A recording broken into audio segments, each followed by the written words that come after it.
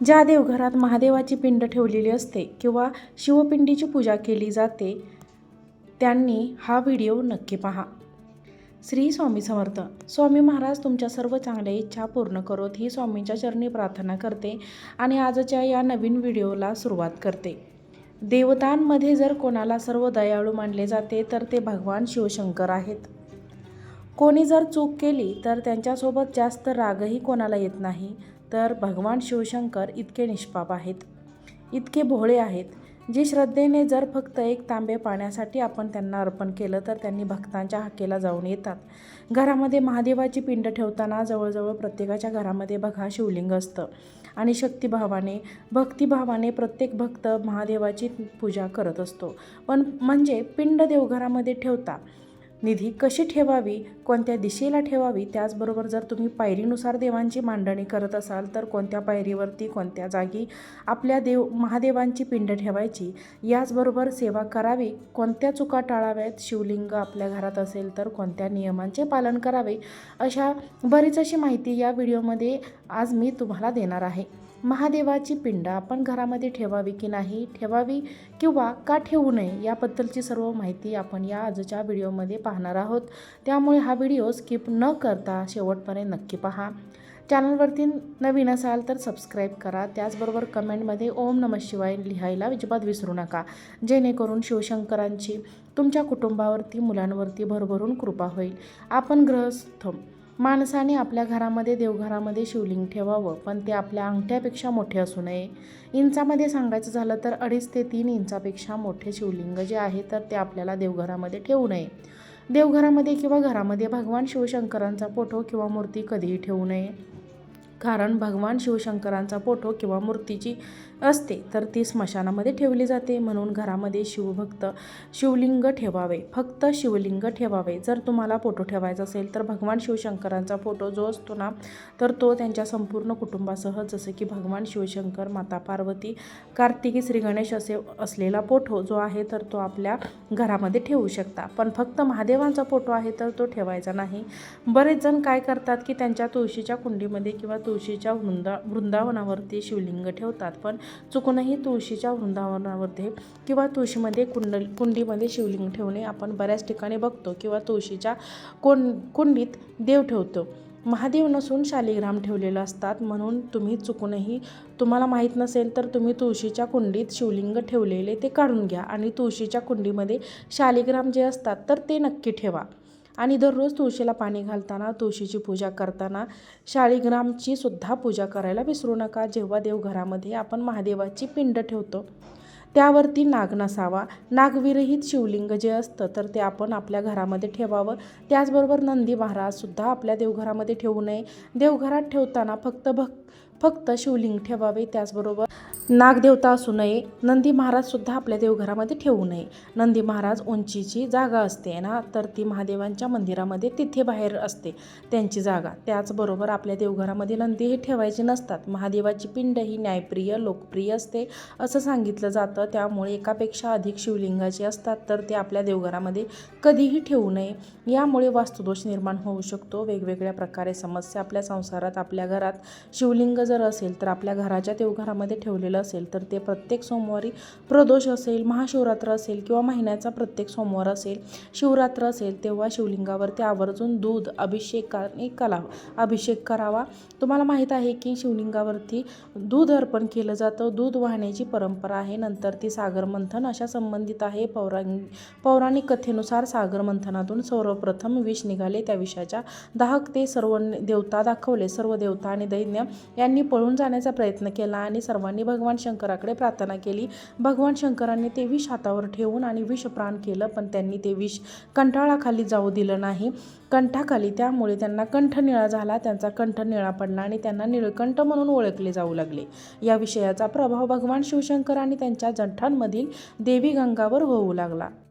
विषयाच्या दाहाला कमी करण्यासाठी देवांनी भगवान शिवाला दूध ग्रहण करण्याचा आग्रह केला आणि भगवान शिवाने दूध ग्रहण करताच त्यांच्या शरीरावर विषयाचा प्रभाव कमी होऊ लागला आणि तेव्हापासून शिवलिंगावर ते दूध अर्पण करण्याची प्रथा आपल्याकडे निर्माण झाली आहे.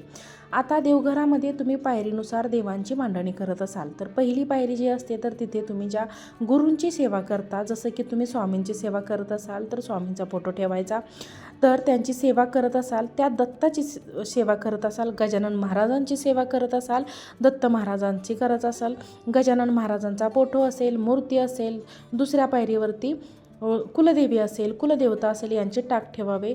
तर ही कुलदेवा असेल तर तीसुद्धा तुम्ही ठेवू शकता. तिसऱ्या पायरीवरती आपल्या उजव्या हाताला गणपती बाप्पा, त्यानंतर गणपती बाप्पांच्या उजव्या हाताला बाळकृष्ण, त्यांच्या उजव्या हाताला अन्नपूर्णा माता आणि अन्नपूर्णा मातेच्या उजव्या हाताला शिवलिंग ठेवावे. जी समोरची जागा असते खालची, तर खालच्या त्यांच्या पायरीवर पितरांचे टाक किंवा घंटा शंख असेल तर ते ठेवावे. शक्यतो पितरांचे टाक जे आहेत ते देवघरामध्ये ठेवू नये, पण बरेच जण ठेवतात. त्यामुळे जर तुम्हाला ठेवायचे असतील तर तुम्ही सगळ्यात शेवट तुम्हाला ते ठेवायचे असतात. शक्यतो करून न ठेवलेलेच अतिशय उत्तम.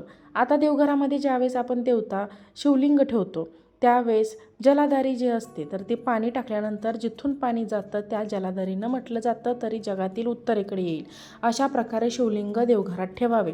देवघरात शिवलिंग ठेवल्यानंतर आपल्या डाव्या हाताला शिवलिंगाच्या उजव्या बाजूला म्हणजे जलाधाराच्या बाजूला कोणत्याही शिवलिंग ठेवणे, देवी देवतांची मूर्ती ठेवणे, त्यामुळे आपल्या डाव्या हाताला शिवलिंग ठेवावे आणि त्यामुळे आपल्या डाव्या हाताला शिवलिंग ठेवावे आणि त्यानंतर कोणत्याही जलाधार बाजूला त्या मूर्ती किंवा फोटो ठेवू नये. जेव्हा आपण दररोज किंवा प्रत्येक सोमवारी शिवरात्र, महाशिवरात्री, प्रदोष असेल या दिवशी शिवलिंगाची पूजा करतो तर त्यावेळेला आपण बेलाचे पान असेल तर धोत्र्याचे फूल असेल शिवलिंगावरती अर्पण करायचे. पांढरे फूल पण अर्पण करू शकतो, पण लाल फूल किंवा केतकीचे फूल हे चुकूनही शिवलिंगावरती अर्पण करायचं नाही. यामागे व्याख्यान काय सांगितले जाते की शिवपुराणाप्रमाणे एकदा ब्रह्मा आणि शिव यांच्यात वाद निर्माण झाला. श्रेष्ठ कोण यावर हा वाद झाला. उत्तर घेण्यासाठी महादेव न्यायाधीश म्हणून नियुक्त करण्यात आले. महादेवांनी म्हटलं की ब्रह्मा आणि विष्णू यांच्यातून जो कोणी ज्योतिर्लिंगाच्या आधी लिंग प्रकट झाले. महादेवाने म्हटलं की ब्रह्मा आणि विष्णू यांच्यातून जो कोणी ज्योतिर्लिंगाच्या आधी अनंताचे शोध लावेल तो सगळ्यात श्रेष्ठ मानला जाईल. दूरवरती गेले पण तरीसुद्धा ते शोधू शकले नाही. तेव्हा ब्रह्माने सांगितले की एक केतकीचे फूल आहे आणि त्याचबरोबर खाली येत आहे. ब्रह्माने केतकीच्या फुलाला चुकीच्या मार्गाने खोटं बोलण्यासाठी तयार केलं आणि महादेवांच्या जवळ पोहोचवलं आणि ब्रह्मा म्हटले की मला ज्योतिर्लिंगाची उत्पत्ती कुठून झाली हे समजलं तर भगवान विष्णू शोधू शकले नाहीत असे सांगितले. ब्रह्माने आपली जी गोष्ट आहे त्याचा पुरावा म्हणून केतकीच्या फुलाला साक्ष द्यायला सांगितले, परंतु महादेवाने ब्रह्माची खोटी वागणूक बघून त्याच्या शिरच्छेद केला. म्हणूनच पंचमुखी असलेल्या ब्रह्माचे चारमुख राहिले आणि चारमुख केले. केतकीच्या फुलाने खोटी साक्ष दिली म्हणून महादेवाने ते फूल आपल्या पूजेतून वर्जित केले आणि तेव्हापासूनच शिवलिंगावरती केतकीचे फूल जे आहे तर ते अर्पण केले जात नाही. म्हणून ही गोष्ट कायम लक्षात ठेवा. याचबरोबर महादेवांची पूजा करताना अखंड आणि पांढऱ्या अक्षता शिवलिंगावरती अर्पण कराव्यात. तर त्या रंगवलेल्या किंवा खंडित तुटलेल्या फुटलेल्या अक्षता शिवलिंगावरती अर्पण करू नका. त्याचबरोबर कापसाची माळ, ज्याला आपण वस्त्रमाळ म्हणतो, ती रंगवलेली पांढरी वस्त्रमाळ शिवलिंगावरती अर्पण करावे. शिवलिंगाला कधी हळद किंवा कुंकू अर्पण करू नये. शिवलिंगावरती भस्म, ज्याला आपण विभूती बऱ्याच ठिकाणी म्हटलं जातं, तर ते तुम्ही शिवलिंगावरती अर्पण करावे. महादेवांना चंदन अर्पण करावा. नवरा बायकोचे भांडण घरामध्ये सतत होत असतील किंवा सतत मुले आजारी पडत असतील, हट्टी मुले असतील, अशा व्यक्तींसाठी व्यसन करत असतील किंवा एखादी व्यक्ती व्यसन करत आहे तर अशा व्यक्तींसाठी प्रत्येक सोमवारी तुम्ही महादेवांना रुद्राभिषेक करू शकता आणि ह्या रुद्राभिषेकाचं जे पाणी आहे तर ते तुम्ही त्या व्यक्तीला पिण्यासाठी देऊ शकता. यांनी सुद्धा त्यांना खूप चांगला फायदा होऊ शकतो. बऱ्याच ठिकाणी म्हटलं जातं की देवघरामध्ये शिवलिंग ठेवू नये, पण आपल्या वास्तुशास्त्रानुसार मी सांगितल्या पद्धतीने देवघरामध्ये आपण शिवलिंग हे ठेवू शकता. फक्त ते अंगठ्याच्या साईज एवढं असावं. पण देवघरामध्ये महादेवांची मूर्ती किंवा महादेवांचे जे फोटो असतील तर ते चुकूनही ठेवू नका. अशा पद्धतीने तुम्हाला जी महादेवाची पिंड आहे ते देवघरामध्ये ठेवायचे आहे. जर तुम्हाला मित्रांनो हा व्हिडिओ आवडला असेल तर व्हिडिओला लाईक करा. चॅनलवरती नवीन असाल तर चॅनलला सबस्क्राईब करा आणि हा व्हिडिओ जास्तीत जास्त लोकांना शेअर करा, म्हणजेच ही माहिती सर्व लोकांपर्यंत पोहोचेल. आजचा व्हिडिओ पाहिल्याबद्दल तुम्हा सर्वांचे मनापासून खूप खूप धन्यवाद. श्री स्वामी समर्थ. जय जय स्वामी समर्थ.